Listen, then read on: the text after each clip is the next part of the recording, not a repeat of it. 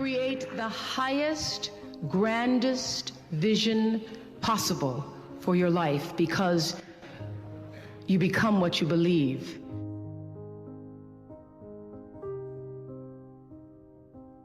When I was a little girl in Mississippi, growing up on the farm, only buckwheat as a role model, watching my grandmother boil clothes in a big iron pot through the screen door because we didn't have a washing machine and made everything we had. I watched her and realized somehow inside myself and the spirit of myself that although this was segregated Mississippi and I was colored and female, that my life could be bigger, greater than what I saw. I remember being 4 or 5 years old. I certainly couldn't articulate it, but it was a feeling, and a feeling that I allowed myself to follow. I allowed myself to follow because if you were to ask me what is the secret to my success, it is because I understand that there is a power greater than myself that rules my life. And in life,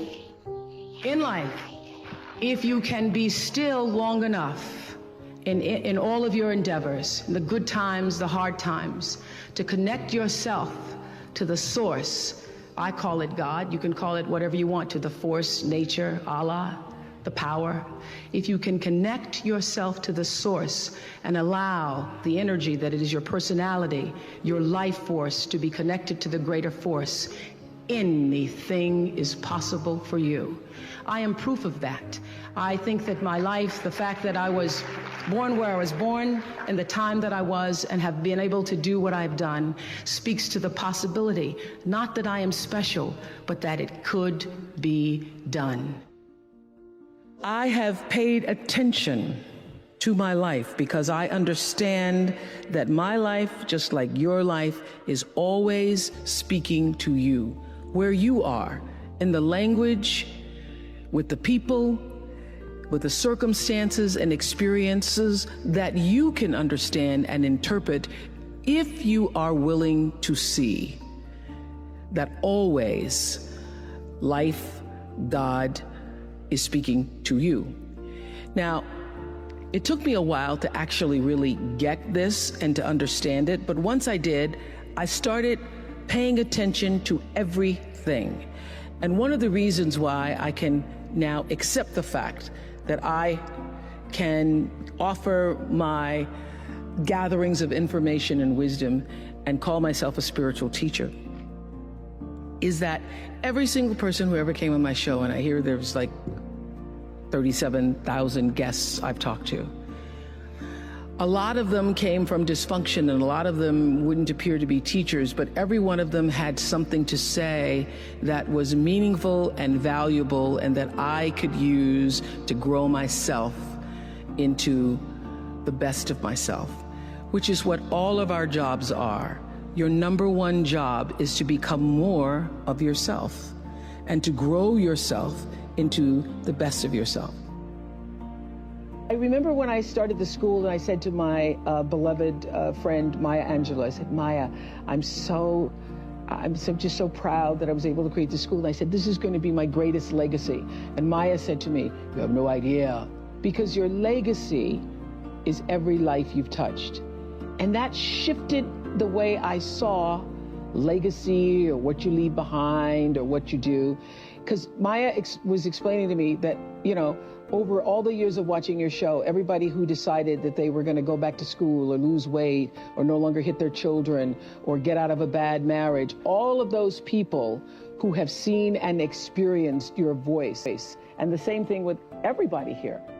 Your legacy is every life that you've touched. And we like to think of it, I know you have done amazing things with your philanthropy. We like to think that these great philanthropic moments are the ones that leave the impact or will make the huge difference in the world. But it's really what you do every day. It's how you use your life to be a light to somebody else's, you know, and it's how you use your work as an expression of your own art, whatever that is. Close your eyes for a moment, will you please? And breathe with me. Just close your eyes. And if you will, put your thumb to your middle finger and gather your other fingers around. And let's feel the vibration and pulse of your personal energy as you take 3 deep breaths with me. Inhale. And as you exhale, just feel the vibration, energy, blood pulsating through your body, through you. And another inhale.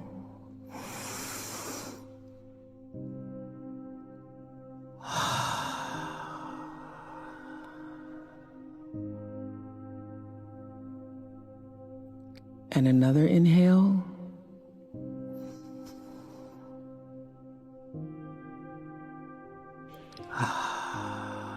And keep your eyes closed. And let's just think about this day. This day that you have been graced to breathe in and out thousands of times. This day where many of those breaths were taken for granted. You just expected the next one to come. But the truth is, there's no guarantee that the next one comes. This day, how you started your day, what your thoughts were this morning, how you've carried yourself through this day, how you've been allowed to have encounters and experiences, some challenging, some more life-enhancing, that pushed you forward another day of being here on the planet Earth as a human being. Let's just think about that. After all you've been through, in this day alone, and the many days and years past, how you got here to this prestigious, esteemed university, the choices you made that have brought you to this day.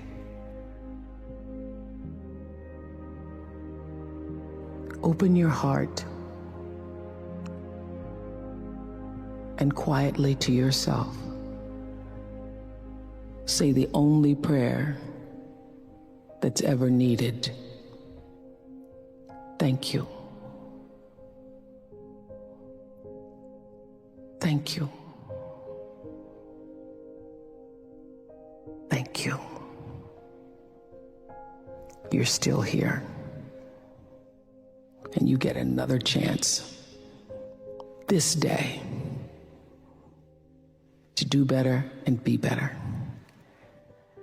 Another chance to become more of who you were created and what you were created to fulfill. Thank you. As I've grown older, I've learned to appreciate living in the moment, and I ask that you do too.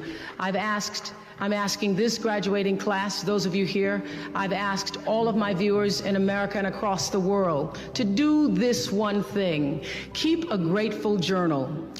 Every night, list 5 things that happened this day, in days to come, that you are grateful for. What it will begin to do is to change your perspective of your day and your life.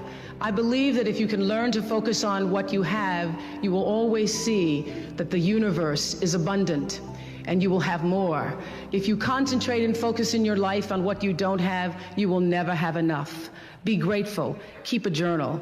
You all are all over my journal tonight.